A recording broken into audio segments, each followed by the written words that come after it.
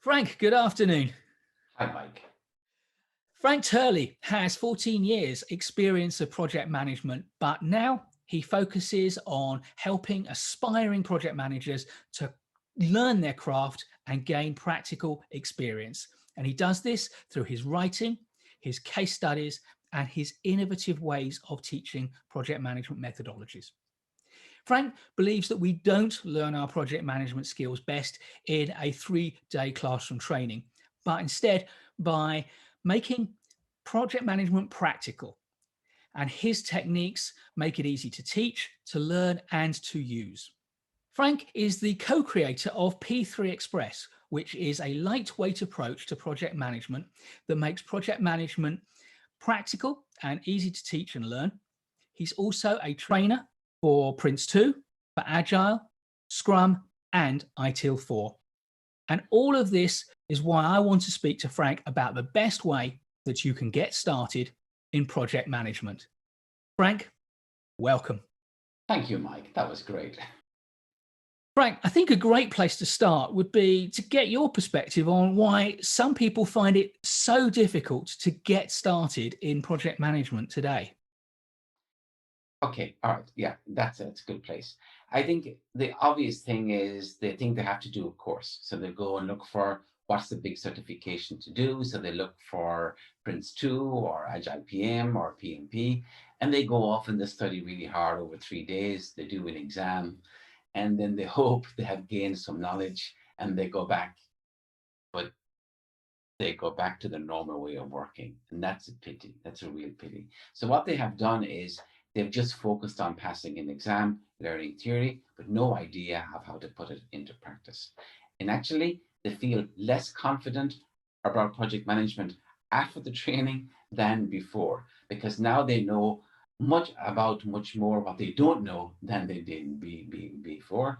And they think they have to take all of this stuff into account to run a project successfully. And if they don't do it, they're running it badly. So that's the wrong idea, let's say, that we should be putting out there. And I'm guilty of this myself because I teach certification project management. So it's not nice.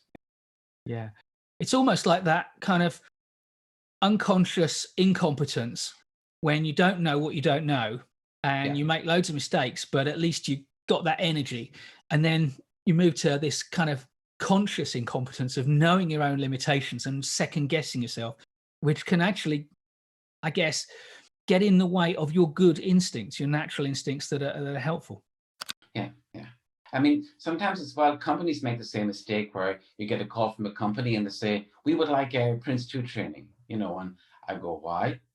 And yeah, we just want people to be certified. That's all. Okay, so just certified.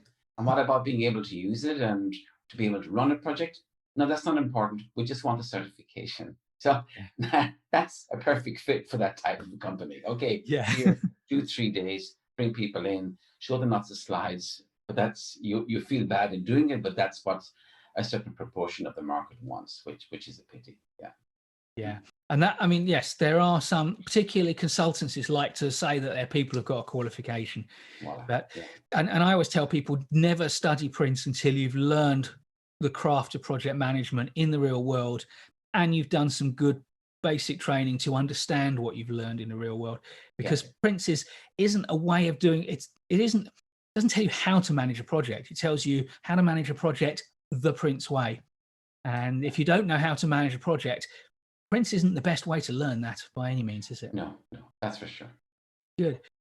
So if you've told us what the problem is, what do we have to do to help people get started in project management in a more effective way? Okay.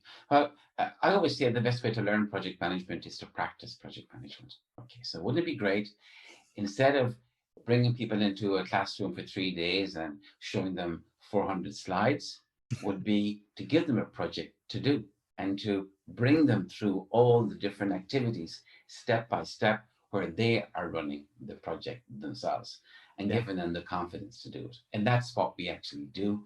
And I've been doing that now for about 6 months and it's working really well. The feedback is fantastic. So we start off, I introduce a scenario. It's around an event. So that means no matter what your background is, everyone in the room can understand it. I then put people together so they help each other in groups of 2 or 3, depending on how big the classroom is. And they become the project manager. I said, you are the project manager. And then we follow the process. We use something called PG Express. It's a very light framework for project management. So it's much lighter than using PRINCE2. People can migrate to PRINCE2 afterwards if they wish for massive projects. But for, let's say, 80% of the projects which people use, PG Express is easy and useful for doing it. So then the very first step in it will be appoint the sponsor. So they look at the project scenario and they choose someone, okay, who'll be the project sponsor? And then they have to defend that. And then the next step is to create what we call a project summary.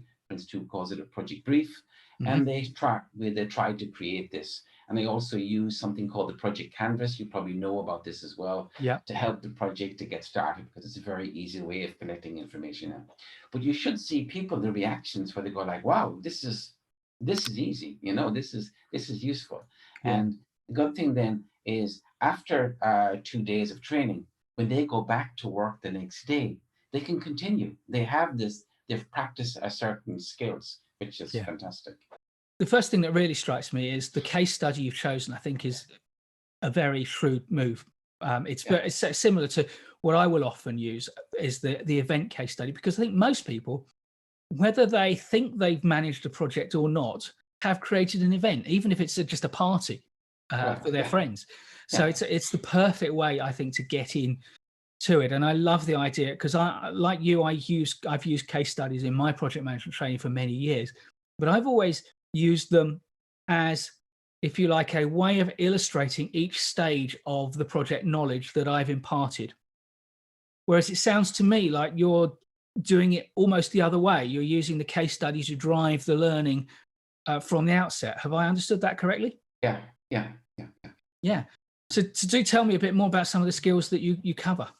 Okay, so one is the project canvas, which is a great tool for getting buy-in from other people around the project, because it's very visual, it's very easy to share. There's not much space to put lots of information, so it's going to be very to the point, and you can get your sort of what we call the project summary with your project brief information defined in that structure very, very well, some of the high-level risks and so on. So they are used to doing that. So that's the start. That's the very beginning of the project, just started on the right track. So people have a vision of what the main output is going to be, very simply described. And that's fantastic, because how many projects start with a proper vision document, Absolutely. And I like the idea of the canvas, because although you could argue all you're doing is taking the usual project brief and kind of rotating it into landscape form and segmenting it into boxes rather than columns, but it does feel different when you do that.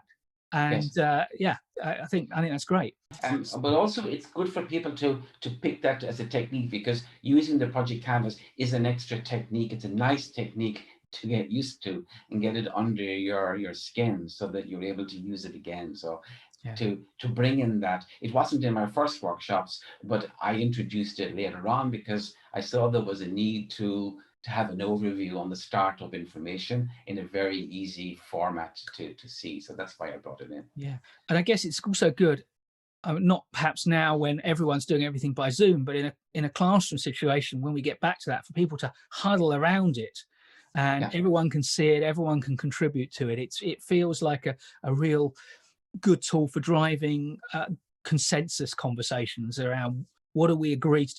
I always think that the start of the project is the hard bit, the scoping bit, deciding what it is that we are going to do and what it is we're not going to do, and how we're going to reconcile that with this stakeholder and that stakeholder. But by giving the team a good tool around which to structure their conversations, you're not solving all their problems, but you're giving them a platform to solve the problems for themselves. And continually reminding them that the first efforts to give on the project canvas cannot be perfect. It doesn't have to be perfect. They will continue to update that as they learn more over the course of the course, and when they get back, over the course of their project. So it does not have to be perfect for the first time, but it's great to get something on paper and to share it amongst the people who are involved in the project. So that's the first part. The second part then is the really hard part to do. is project breakdown. So PMI calls it WBS, PMP PRINCE2 calls it a project breakdown, a product breakdown structure. Yeah. I call it a project breakdown structure because that's what we're actually doing, breaking Yeah. down the project. And I've seen people who have PMP exam, it's a 4-hour exam, who have never done a product or project breakdown structure before. Can you imagine? They can answer the questions in theory and pass the exam. They've never actually done it. So that's a big. And I don't know about you. What I often find is people will go straight to Gantt chart without even looking at a breakdown structure. And they don't seem to realize that actually the Gantt chart, once you've got a breakdown, the Gantt chart is a logical and easy next step because you've done the thinking. Yeah. When you open up new project, the first thing you see is task in Microsoft Project, which completely puts you down on the wrong thing. That should be changed to deliverable. And that's what you should start thinking about. What are you going to deliver? Break it up into parts. So we start off, I mean, I do not allow them to do the project breakdown structure for the event because that would be too difficult. So I start off with very simple ideas, very simple projects. We do 3 exercises, and then I let them loose to do a project breakdown structure on the scenario which we're doing. And then they get it. And you should see it. The reaction of them is fantastic. This is great. Because if they can get this under the skin and facilitate this in the future, they have learned a lot. Just with that skill alone, it's fantastic to have. I've seen exactly that. I have had exactly the same experience in classroom. I quite often use a wedding because everyone has been to a wedding or something like a wedding, so it's very Most easy people's to parents get that. have been to a wedding. So I mean, that's great. I know that P3 Express has this fantastic graphical navigator. It kind of looks almost like a railway map, which takes you on the different stages of your journey. So in the way that you teach it, what do you think of as the main stopping points along the journey? Well, the whole idea is to get people used to thinking in cycles. So we plan to get the project started up, remind them that it's never perfect, especially when what I call creative projects, where it's known as adaptive projects, but I prefer the word creative, that you never get this right from the beginning. That doesn't matter. Just do your best and plan the first cycle. Okay, and plan the first cycle is a monthly cycle. And we get them to do that. You do your best in this. And what we do as well in the cycles, we even have a weekly cycle to tell the project manager what to do. So we're like holding their hand all the time. And then we even have a daily cycle to remind them what to do on a daily basis as well, which is to keep an eye out for risks and issues. Okay, spend a small amount of time at that. So that's. I think it's worth telling our audience. I mean, we'll put an image up on the screen, but your expertise is in both the traditional predictive project management and in modern agile adaptive project management. So the P3 Express borrows heavily from both of those routes, and it gives a really good hybrid that is adaptable to many projects that ordinary managers and starting project managers will be tackling day to day. It really does bring those two kind of origins together into one powerful tool.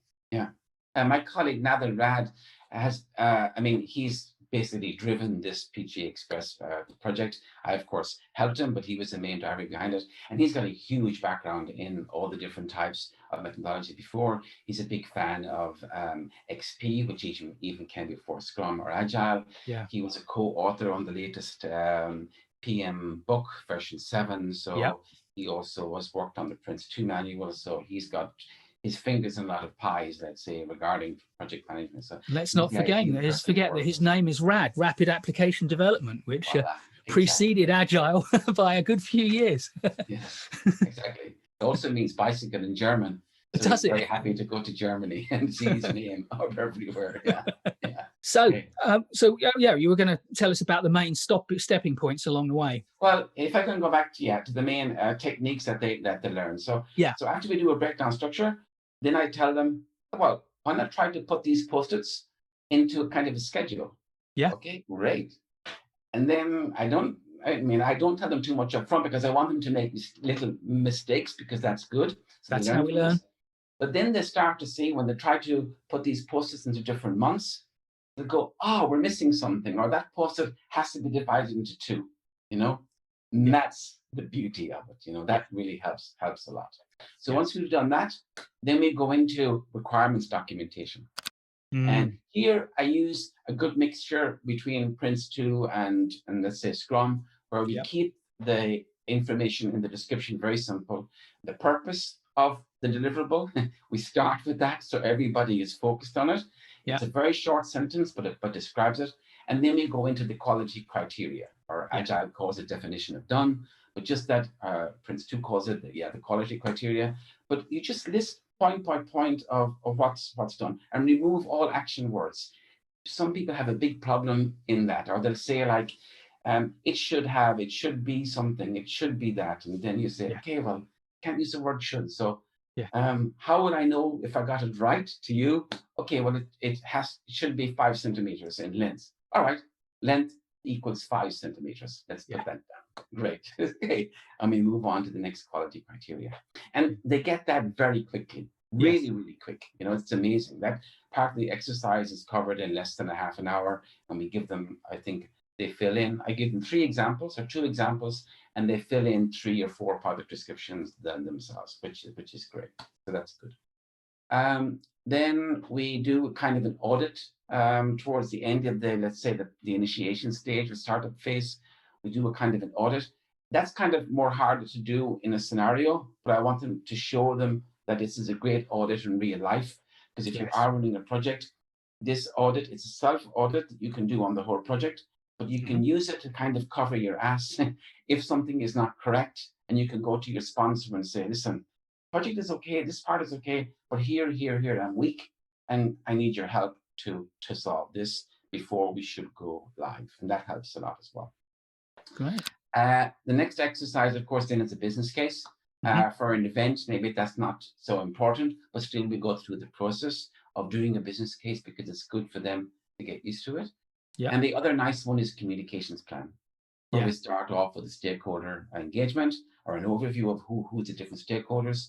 And then we build a communications plan on figuring out when to communicate them, why we should communicate with them, what is the expectations if we communicate them with them over the project, who should communicate with them and how often. And that's good as well. That's a nice exercise to do, because that's very valuable for their own projects also.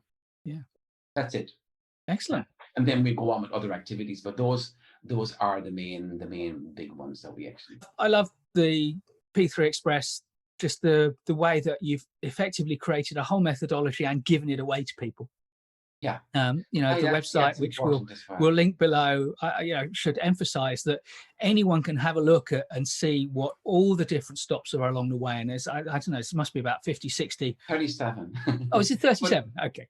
But a lot of them repeat because there's a communication one. Because of the cycles, that repeats about 5 or 6 times in the whole process. So but those, a lot less. But for, it's a graphical navigator, which means that for each of those 37 steps, so just anyone can have a look and read and understand the basics of what that is all about, which is brilliant. But I know from the conversation you and I have had recently that you've got much bigger plans for P3 Express, and that there's some really exciting stuff to come. So what can you tell people about that? Okay, great. Okay, so we've written P3 Express about 2 years ago. It's been quite okay. We haven't promoted it very, very much. It's got very popular in Eastern Europe and in the Russian-speaking countries and in Germany as well. A good few people are using it. That was nice. And then we applied for a development grant from the European community. Erasmus Plus grant it's called, and we got sponsored by them. So they have given us some tasks to do for this grant that they're going to give us. So one of the big things we're going to do is to create around a 4-hour training, which we have to give out free on P3 Express. And do you want to say that again louder so that everyone can hear that? Which has to be given out free. Free. We're forced to give it out free, which is great. So that's good. And it's going to be in six European languages. And Fantastic. one of them is going to be English, because in Ireland is a European member, is a country, and they speak Yeah. English there. So that's handy for English. Not doing it in Yeah. Gaelic then. No, not Gaelic, no. No. So it'll be German and French and probably Dutch, because we're situated in the north part of Belgium, in the Flemish-speaking part. So we Yeah. have to do this language as well. But we'll also do it in Russian, because there's a big take up in Russia, and Arabic as well. So that's Fantastic. good, yeah. So that's 8 languages in all. Sorry? Is that 8 languages in all, or 8? Yeah, Or that would be 8. Yeah, yeah. wow, Yeah, fantastic. yeah. So that'll be good to get. And also with you mentioned something about giving away for free. Yeah, it's Creative Commons. So the whole website is Creative Commons. That's the license. So anybody can use it. Anybody can copy it. They can even rename it. We hope not, but they can if they want, with the way the license works.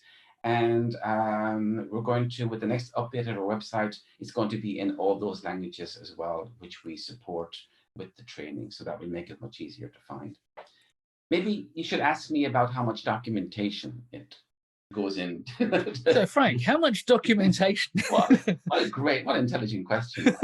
So this is a great way for me to open up the talks about P3 Express, because if you show somebody PMI or the PMP course, they have a book, it's like 700 pages, or it was 700 pages, or Yeah. PRINCE2 is quite hefty as well. You cannot give that to young people nowadays. They will just laugh at you, and And you can't give them PMI's 400 bullet point slides for their PMP course. Yeah, they will just laugh at you and go, isn't there an app for that? Shouldn't you be doing it? So what we've done is we've put the manual online, and as you navigate through the different activities, you just click on the activity and the text comes up at the bottom. So we keep the manual very, very simple. And will there be an app? Maybe, I don't know. We will not build tools, that's for sure. But there might be an app to view the manual online, but definitely by web browser, it's there already. Yeah. And the website is, we support different devices, so they can already use it there. Oh yeah, and then the classroom training. So this is my big part. So I am already giving a good few practical project management training around P3 Express using the scenarios. So my goal is to keep perfecting the way that I do it, with input from people I invite on the training as well, like other trainers. I say, come in and join the training, see how I give it, and keep giving me feedback. And once this is ready, and it will be ready by the time this video goes out, I'm sure, that then any trainer who wants to train in P3 Express can just contact us, and we hand over the training material to them. There's no cost, and they can give the course as well, and whatever feedback they want to give us for the future, that will be good for us as well. Yeah. So this is a genuinely open source project management approach. Yeah. Is methodology the right word, or is that too strong a word? Nader likes to use the word framework, so I will use framework. Yeah. So this is genuinely open source framework with resources to go with it, to train it, to study resources, and does it have templates and tools as well? Yeah, there are some templates as well, and we during the training, I also get people to use an online tool. Now, I'm not going to mention the online tool because we don't want to push a tool. We don't care what tool you use to help you run your project, as long as it's visual, it's easy to work with, and it's like a visual radiator for what you were doing in the project. That's what we want to get across. So we also teach people how we would use a certain tool as well, and that makes it easier for them to grab it.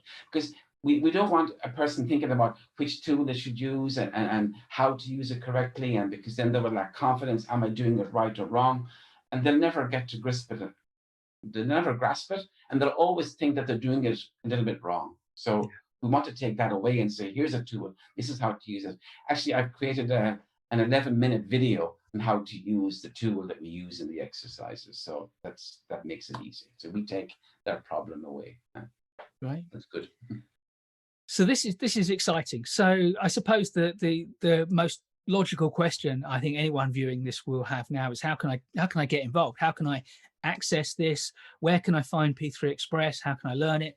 And how can I get in touch with you, Frank, if I'm interested to engage with you? Because you're very gregarious on social media, I have found. And so, well, if you look down here, I presume you will see my email address. Yeah, you'll absolutely. see the link for P3.Express. Yeah, you can sign up to our community as well. If you want to be a trainer, you can also contact us, and we'd gladly share the information with you. And I will regularly give workshops where I will invite trainers in to the workshop so they can sit with me. And sometimes, depending on the timing, I can even give the workshop with the trainers as well the first time. But it's the idea that then they take it on for in the future. That's the idea. Maybe one more thing as well, which we want to push. This is the most common question that I used to get when I was giving PRINCE2 training in a classroom. And the most common question was, Frank, or Mr. Frank, depending on where I get it in the world, Mr. Frank, can we see a sample project on PRINCE2? There are only 2 sample projects on PRINCE2 that I know of, and I've written both of them.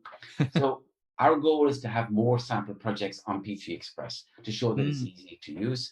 And so far we have 2. There's 2 other people working on 2 more, and these will be made available free into the community as well. So that's a really good resource for showing people how to use P3 Express in different situations as well. That's going to help a lot. I'm blown away by what you're achieving, and I look forward to spending more time on P3 Express myself. And I hope people listening to this will engage with you. And if they need live training for their businesses, hope they'll get in touch with you. Sure. I can finish with my elevator pitch if you like. Absolutely. This is your chance. So, our mission, should we care to take it on, is to basically change the way the world teaches project management, change the way the world learns project management, and change the way the world starts to practice project management. Okay, so, and that's our goal. So if we can keep going in that direction, I'm sure we will help some people. And that's where we want to go. Great. Changing the way we teach, the way we learn, and the way we practice project management. That's a huge ambition. And I think it is a fantastic place to end this conversation. Frank, thank you very much for taking the time. You're very welcome, Mike. It's been a great delight. I'm looking forward to seeing P3 Express become bigger and better known, and perhaps even overtaking the PMBOK. And we don't care about that. It's just well used. And if people start with P3 Express and then move on to PRINCE2 or the PMBOK later, because their project requires that, that's great. At least we got them started. Absolutely. That's good. You're doing a great thing for the community, Frank, and you've done a great thing for my community in taking the time. So thank you very much. You're welcome. Bye-bye, Mike. Goodbye. Please do give us a thumbs up if you like this video. I'll be creating loads more great project management content, so please subscribe to our channel and hit the notification bell so you don't miss any of it. And I'll look forward to seeing you in the next video.